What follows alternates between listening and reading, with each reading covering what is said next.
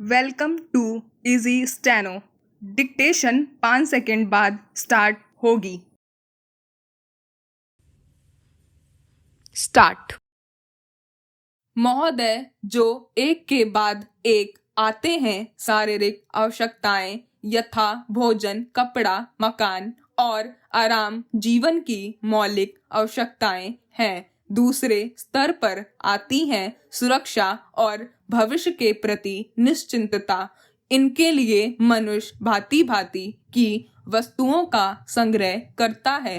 फिर है सामाजिक आवश्यकताएं, जैसे अपने परिवार के भीतर और फिर बाहर के दूसरे लोगों से अच्छे संबंध बनाए रखने के लिए सामाजिक, आर्थिक, राजनैतिक और मनोरंजनात्मक संगठन बनाना।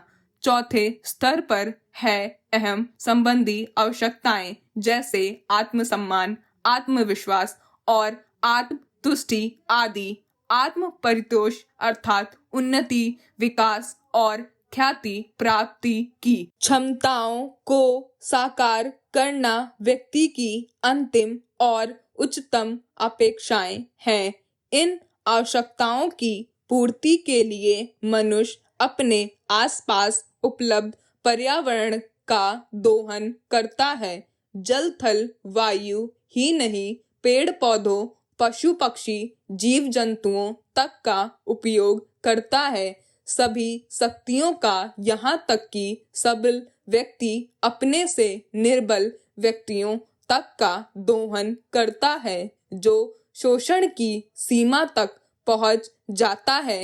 इसके लिए भांति भांति की तकनीकें खोजी और अपनाई जाती हैं। प्रौद्योगिकी ने मनुष्य को भांति भांति की आवश्यकता की वस्तुएं अभूतपूर्व प्रचुरता से देकर संतुष्ट किया है और आवश्यकता की सीमा रेखा भी खिसकाई है।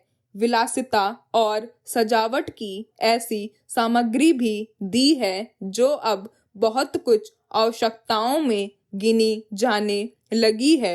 स्वचल वाहन, दूरदर्शन, धुलाई मशीन, सफाई मशीन, सिलाई मशीन, स्टोव, चूल्हे, मिक्सी, फ्रिज आदि आदि अब बहुत से लोगों के लिए अनिवार्य आवश्यकता की कोटि में आ गई है।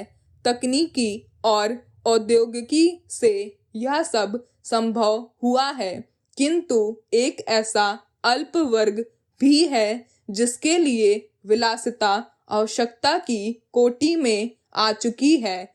विज्ञान की जन समुदाय के लिए तो मौलिक न्यूनतम आवश्यकताएं भी विलासिता ही बनी हुई है। औद्योगिकरण के सहारे मनुष्य ने जितना भी विकास किया है, उसे वह उन्नति कहकर संतोष करने लगता है और अपने द्वैध प्रकृति के कारण यह ध्यान नहीं देता कि इस विकास से वर्ग भेद पनपा है। अमीरी गरीबी के बीच की खाई चौड़ी हुई है। जो व्यक्ति मानव मानव की समानता, समाजवाद या साम्यवाद के गीत गाता है, वही अपनी द्वैध प्रकृति के कारण अपने पर्यावरण, यहाँ तक कि मानव के भी शोषण के नए नए तरीके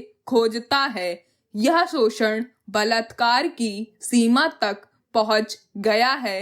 मनुष्य ने अपनी बुद्धि का प्रयोग किया, फलस्वरूप भांति भांति का औद्योगिकरण हुआ और जल, थल, वायु सब प्रदूषण के शिकार हो गए। जितना ही अधिक विकास हुआ, उतना ही अधिक विनाश हुआ। प्राकृतिक संपदा का भीषण ह्रास हुआ। व्यापक वन विनाश से भूमि बंजर और मरुस्थल बन गई। एक बड़ा हवाई जहाज एक दिन में जितनी ऑक्सीजन खर्च करता है, उतनी ऑक्सीजन 17,000 हेक्टेयर वन में तैयार होती है और वन बचे ही कितने हैं। इस उद्योग प्रधान सभ्यता का केंद्र पूंजी है और धर्म स्वार्थ है। मनुष्य मनुष्य का शोषण कर रहा है, देश देश का।